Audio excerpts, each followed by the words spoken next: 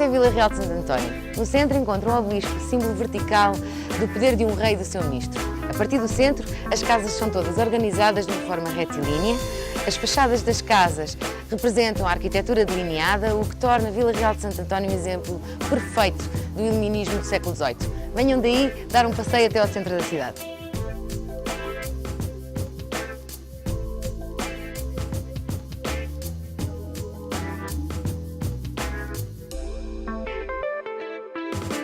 A experiência da reconstrução de Lisboa após o terremoto de 1755 foi aproveitada em Vila Real de Santo António. Primeiro, na planificação cuidada da estrutura urbana, facilitada pelo terreno plano. Em segunda, pela utilização de módulos arquitetónicos rígidos. E, finalmente, pela pré-fabricação de elementos de construção standardizados, como as cantarias que vieram de Lisboa, em barco, talhadas e aparelhadas para imediato assentamento. Para apreciar o plano urbanístico de Vila Real de Santo António, é necessário passear pelas suas ruas. O melhor é começar pela Praça Marquês de Pombal, coração da vila, de empedrado radiante a partir do obelisco erguido em 1776. Ela contém 3 dos principais elementos urbanos do século XVIII, a Igreja, a Câmara Municipal e a antiga Casa da Guarda. Depois devem percorrer-se alguns quarteirões, erguidos já por iniciativa particular, mas em que ainda aparenta um formulário arquitetónico. A linha de fachadas da Avenida da República, limitada por 2 torreões e contendo o edifício da antiga alfândega, largo portal e frontal triangular, é o final do percurso. Estamos junto às margens ajardinadas do rio Guadiana, tendo em frente a cidade espanhola de Ayamonte. A Igreja Matriz foi construída no século XVIII, mas sofreu incêndios que a desfiguraram. Os vitrais da Capela Mor e do Baptistério, instalados na década de 40, são da autoria do pintor algarvio Joaquim Rebocho.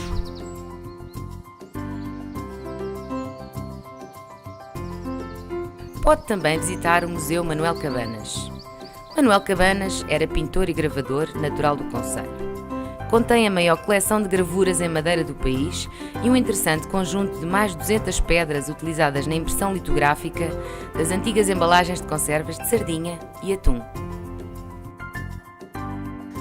Quem sobe ao Castelo Castro Marinho, de um lado pode ver o mar, do outro montes em formas redondas que se estendem pelo horizonte. Estas serras fazem a atração dos amantes da natureza, onde podem observar aves, plantas, fazer caminhadas e passeios de bicicleta. Mas antes de explorar a serra, vamos dar uma voltinha pela vila.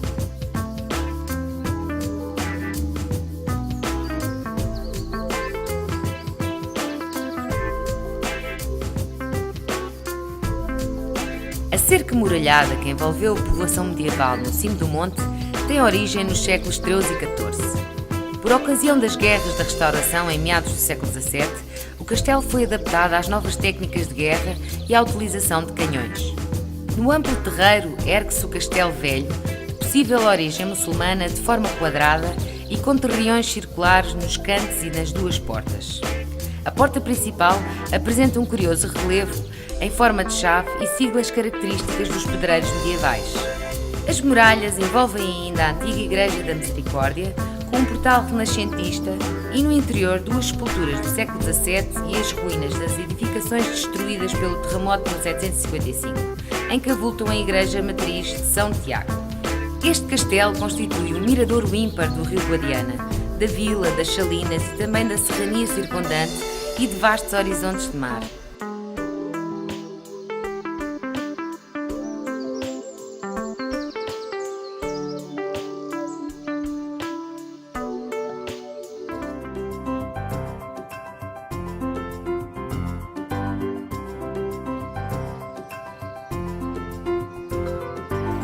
Do Forte de São Sebastião e da sua estrutura defensiva, que se integrava no conjunto de muralhas que envolviam a vila, só se vêem alguns troços por entre o casario. Se estiver um pouco farto do mar, mas não quer deixar de ser rodeado pela água, passa uma tarde na barragem de Odeleite. E já agora, visita a pequena aldeia de Odeleite, um pequeno oásis de verdura numa paisagem onde predominam os muitos castanhos dos xistos. A sua branca igreja guarda algumas preciosas imagens dos séculos XVI e XVII. Estamos em Guerreiros do Rio. Esta estrada permite seguir o Guadiana desde Alcotim até ao Álamo. Tem uma beleza um pouco agreste, que é suavizada pelas águas, pelo verde e pelas flores, e se tiver possibilidade, faça o mesmo percurso de barco. Para isso, pode alugar um aqui em Guerreiros do Rio ou em Alcotim e subir e descer Guadiana.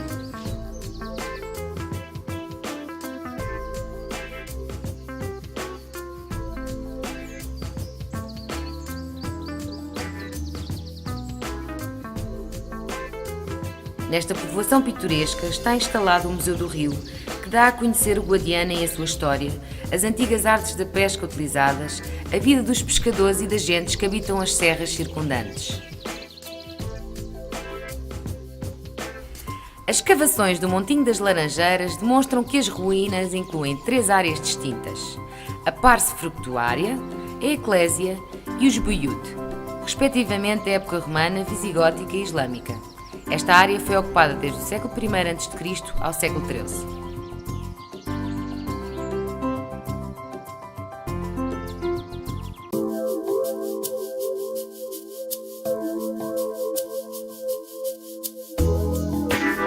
Espanha à vista! Estamos em Alcotim. Aqui não deixe de apreciar as vistas sobre o rio, as serras cobertas de estevas, as casas brancas subindo as colinas, as igrejas, o castelo. Não deixe de tomar um cafezinho junto à margem do rio e contemplar os veleiros que lá se encontram. E ainda a nossa vizinha Espanha.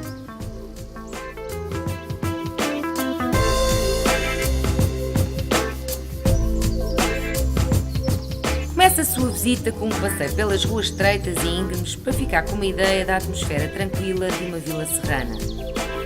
Encontre as casas centenárias, suba até à Igreja da Misericórdia e deixe até ao rio Guadiana, onde vale a pena descansar numa das muitas esplanadas.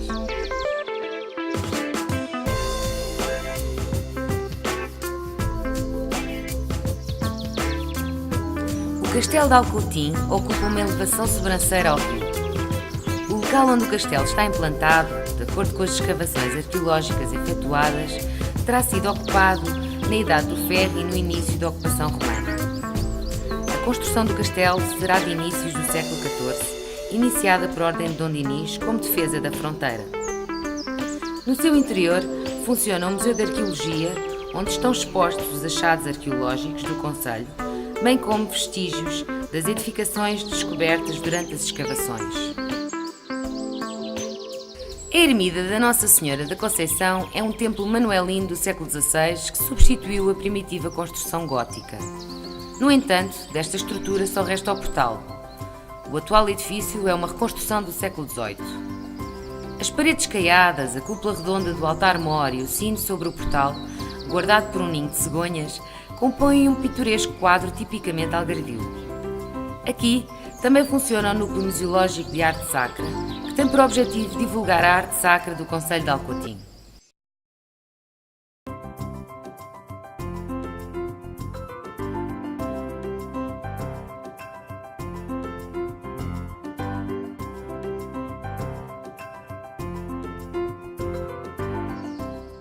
Sabemos que a aldeia do Pereira é bastante antiga pelos achados arqueológicos romanos feitos por aqui. Entretanto, os romanos já se foram, mas esta aldeia continua a manter grande parte das suas casas com a arquitetura típica da Serra Algarvia.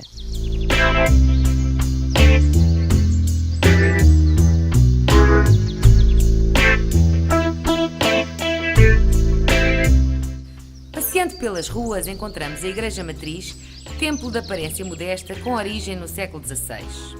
O seu interior guarda um interessante núcleo de retábulos pintados, merecendo realce o retábulo das Almas, único exemplar de maneirismo, e o retábulo lateral direito do estilo rococó. Em Giões já notamos que estamos bastante perto do Alentejo, especialmente pela arquitetura das suas casas. Vale a pena dar uma voltinha pelas suas ruas e imaginar o tempo em que os romanos e muçulmanos aqui viveram há muito tempo atrás.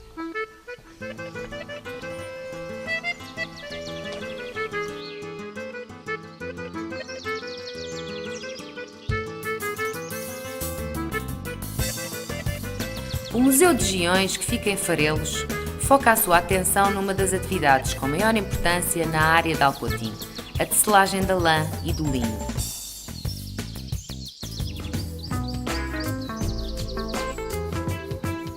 Estamos em Martim-Longo, não sabemos nem quando nem como esta vila foi fundada. De qualquer forma, sabemos que cresceu bastante durante os séculos XVI e XVII. Os habitantes desta aldeia lucraram bastante devido à indústria de lanifícios com o transporte de lãs em burros. E esta vila chegou a ser maior em dimensões até que a vila de Alcotim.